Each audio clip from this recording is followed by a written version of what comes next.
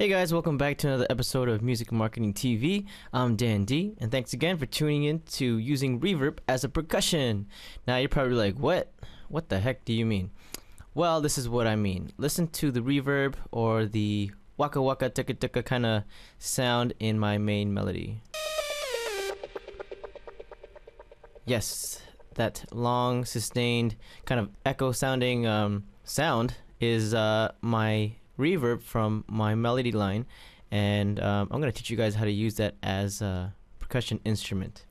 Alright, so let's get on with it. Before we start with anything, you're gonna need a whole bunch of tools now. I'm just gonna show you what I've used. You're gonna need a reverb, compressions, EQs and stuff like that, and a filter, LFOs, and yeah, so this is what I used. I have a master verb. You're gonna need that if you want to do exactly what I did.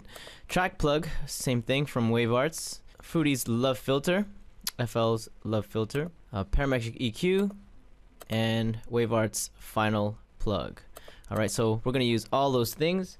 The first thing we need to do is find a source. That would be a VSTi, like a synthesizer, you know, like a lead, some chords, or even some vocals. Alright, so we're going to start off with that, and mine would be this.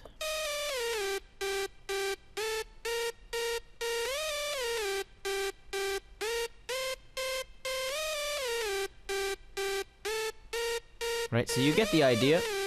Second thing that we need to do is take this synthesizer and route it to the mixer. So I have it on 13. Sorry, I have it on 12. Right, and then we're gonna take that and then route it, bust it to a new channel, which is on 13. Now, on 13, you insert a good reverb. In this case, we started off with WaveArts Master Verb 5. And then I set my settings here. Really big room. It's a gymnasium preset. I just tweaked it a little bit. Some early dampening, some late dampening, a whole bunch of diffusions and stuff like that here. All these small settings that I just tweaked a bit just to get the right kind of foundation for this percussion instrument. The next thing you need to do is set your reverb decay. Make sure it's long. You know, get a mysterious room going. Okay, so that's what I did. Then you gotta feed this reverb into the track plug. It's just basically some compression, EQs, you know, some limiters just to level out the volume and stuff like that. Right, so if I go to my track plug, here you go. I EQ'd a bit of the 6.43 kilohertz, so I'm around there, and I just make it really wide for the bandwidth, and I just raise it about 10 decibels there, so I get a bit of the high end. And let's see here, I have a compression with a medium slope. Actually, I have two compressions going at it, as you can see the settings here. After that, we want to move on to the Love Filter. And you can use presets, but essentially you want to use the volume LFO. You just want to tweak the speed, tension, skew, pulse width, and all that cool stuff. So let me show you that here. Now we use the master verb into the track plug, and now into the Fruity Love Filter. So again, you can go ahead and use presets here, and use whatever sound that you like in there. But essentially, I'm using the Mangled preset. There it is, Mangled, and I just tweaked the volume and LFO. So essentially, I'm gating here. Okay, so I'm making a whole bunch of gates, right? On, off, on, off. You can see what it looks like here. I just, you can control your speed. This is how fast you want the percussion to sound.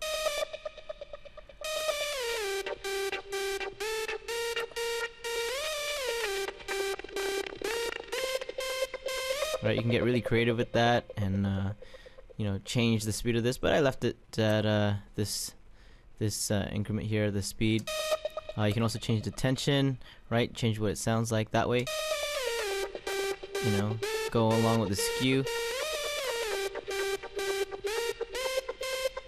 Also, mess around with the pulse width. So if you wanted to make it a little louder and more clear.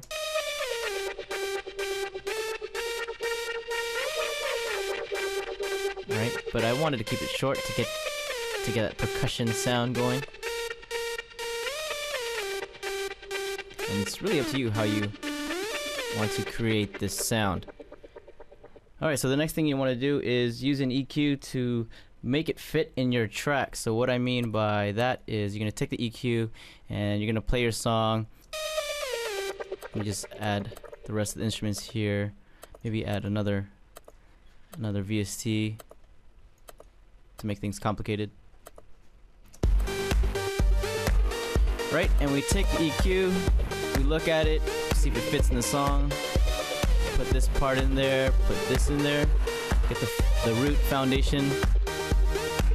A good technique here, this is a really quick trick, this really helps with synthesizers and stuff. If you have a crowded pocket happening, you can easily bring up the EQ off another synthesizer, or the one that's clashing, and you can create pockets with it really easily because FL Studio incorporates visual editing, right? So we have our intricate electro synthesizer happening here. There we go. Then we also have the melody going at the same time, and they're taking up the same frequencies, so it's, you know, you're not going to really hear it too well in the mix.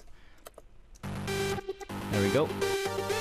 So we put them underneath each other as close as possible, and we look at the kind of pockets we're making. So on my chord progression here, you can see that I've dropped down 400 Hertz as well as 2K, 2.3K, and on the melody line I upped the 400 and up the 2.3K, right? So now that gives us a little pocket happening for both of them, and they kind of merge together properly, right? And this is a subtle effect. You can also bring it down even more, raise it up more, whatever you choose, you know, whatever sounds best. But you can hear both at the same time, right? That's the whole purpose of creating a pocket, right, for your instruments. This works well with bass and kick, drums, synthesizers, vocals, backup vocals, right? You know, trying to get the right mixture happening. Right? So let's just bring that back to that subtle effect.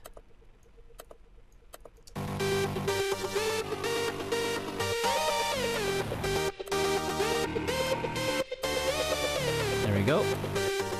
So we can hear both the chords and intricateness happening with the one synthesizer, and as well as making it really clear for us to listen to the lead melody line, right? So that's one little trick and tip there.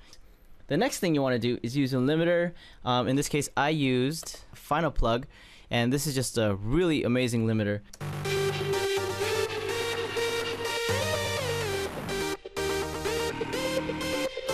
So you're gonna use the Final Plug to dictate how loud you want your percussion to be. If you put it at 0 over here, you don't really hear the reverb too well and your percussion instrument in the mix too well. So if I bring it up, you know, it goes by 6 decibel increments.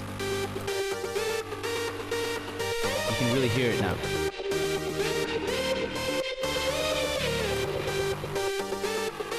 And I kind of like to leave it around in between 6 and 12, somewhere there. And there we go. You can also use another EQ at the end of this just to make sure everything's nice. And, you know, try and figure out if it works best in your mix. But that's an optional movement there. So that's basically it on how to use reverb as a percussion. And you know, thanks again for tuning in. I'll see you guys in the next episode.